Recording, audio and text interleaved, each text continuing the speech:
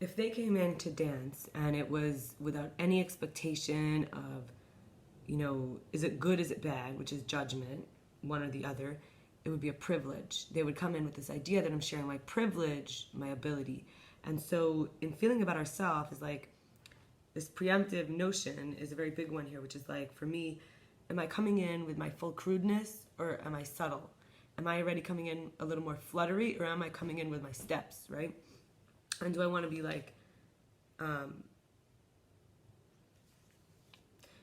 do I want to be coming in preemptively, like giving everyone the privilege to judge me, but also knowing it's going to come up with like people might hate me, people might shame me. So being more true to myself means I don't even care what anyone thinks of me. It satisfies me to be me, right? So this is, how do I be more true to myself? This would be an example of like talking to the mom about, it would be like tying in the last point of the how do I feel about myself to how do I be more true to myself would be telling your mom you don't want her to help you manage your money anymore, or telling somebody you never met the person I'm interested in dating, I don't want to hear your opinions about what you think of them. Like, so just how do I be more true to myself could be those very little situations or very big situations, or it could be like in a daily basis in the way that we interact with our own experience. So accepting my sensitivity more, noticing loneliness as a message of higher love trying to enter me instead of avoiding opening up to people about it. So noticing when I feel lonely is like, they say that the dry lips, thirst, is a message from the water. So the love is trying to meet me. My loneliness is telling me there's a higher love. Go, go, go, go, connect, go connect, go connect. There's more love. And then practicing more patience as I'm being liberated. Like, it's like, think about it, you're in handcuffs and they take off one and you're like, okay, I'm free. And it's like, no, wait, the other one has to be taken off too. So sometimes there's that energy of like, we need to be patient in the process. And then living with our own company as a changing person. It's very hard. Sometimes we want to, to be true to ourselves is to say like, I am this, I'm the true me is this, but no, actually we're a changing person. And also there's a few other points, which is just like spending time deep breathing. That's how you can be true to yourself. Your true self needs a little time to deep breathe. Being even more precise. Whatever area you like a salad, get more specific. Like it exactly the way you make it. You want to be telling people you are a doctor, say what kind of doctor. Be more precise, be more true to yourself. Then find the inner vitality when fear arises, is a big one for me. This is like, when I'm afraid, it's because the life in me wants to protect me. So I might not run into the street if I see a car coming because there's fear. Inside of the fear is love.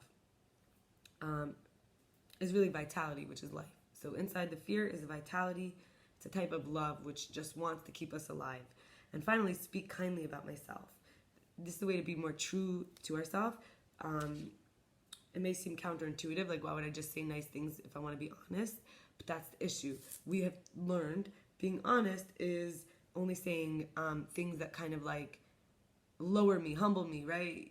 I need to be told who I am. I need to be more true means I need to be more honest. I'm a liar. I'm fake. It's not true. We need to appreciate ourselves more. That's actually being more true to ourselves, because this is like in a previous prompt I said the one made us like this.